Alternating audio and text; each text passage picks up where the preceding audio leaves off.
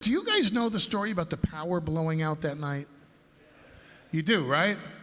I mean, what happened was we had a countdown, and we were very close to going over the limit of the pay-per-view. And the contract with the pay-per-view specifically said if we go over limit, we don't get paid. And we went off the air with around 42, 43 seconds before we were going to have to default on getting paid by the pay-per-view company.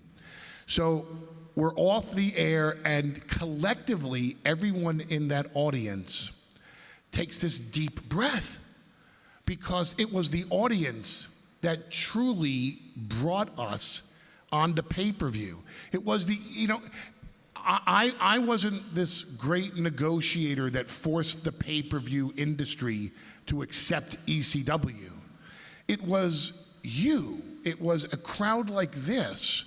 It was people who were fans of the product that were so of the belief that this product belonged on pay-per-view that they picketed outside of the offices of the cable companies. They wrote faxes. Anybody remember faxes? Or am I really dating myself here? They sent faxes, which is like sending tweets. Today they would be on Twitter and just, you suck. And I mean, they bombarded the pay-per-view companies until the pay-per-view companies, just to shut the fans up, put us on pay-per-view. So this audience brought us to pay-per-view, and once the show was over, they just went, wow, hey, we did it, this was us. And the audience starts chanting ECW, and now they want a speech. Because back then, as opposed to now, obviously, I used to like to talk. So they wanted to hear a speech, because I used to give these rallying cries as the head of our religion. And I used to give these rah-rah speeches for the crowd to really pump them up and thank them for believing in ECW. And I went out to the ring, and literally, as I started to make my way down from the top stage, which was in the ECW arena, you just heard boom, and the whole power went out. We blew out the generator and the backup generator, and all the power went out in the arena. And I stood in the middle of the ring, and we had to just go like,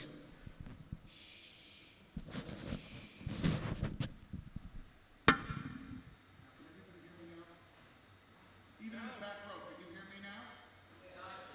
And this is what it was like. There was no microphone for me to talk to everybody.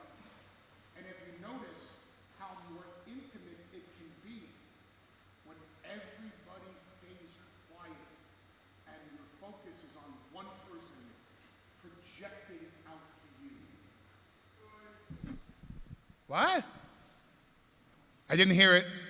I hope it was good, because if it's a heckler, I'm gonna whip your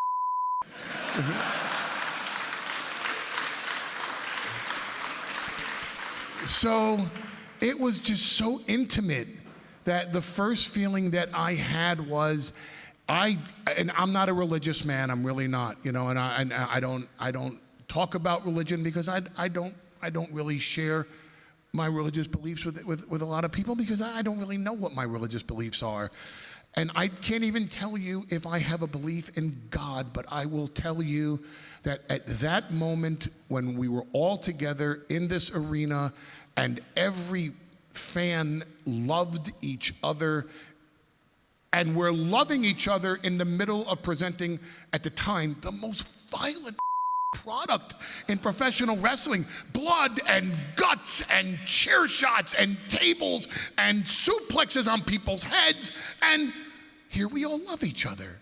And just the dichotomy of it all, and the intimacy of it all, to me, if God wasn't inside the ECW arena on that night, I can't tell you what kind of biblical or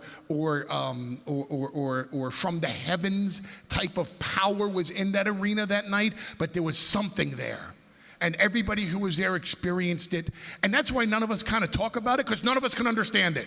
Because we all walked away like, what the hell was that? We're like, I don't know. It's just, we were all together, like all at one point, like, you know, we're all just very intimate with each other, celebrating this uber violent product. And then everybody left the building and we just went on with our lives. That was my first thought after the pay-per-view, like, oh my God, what just happened?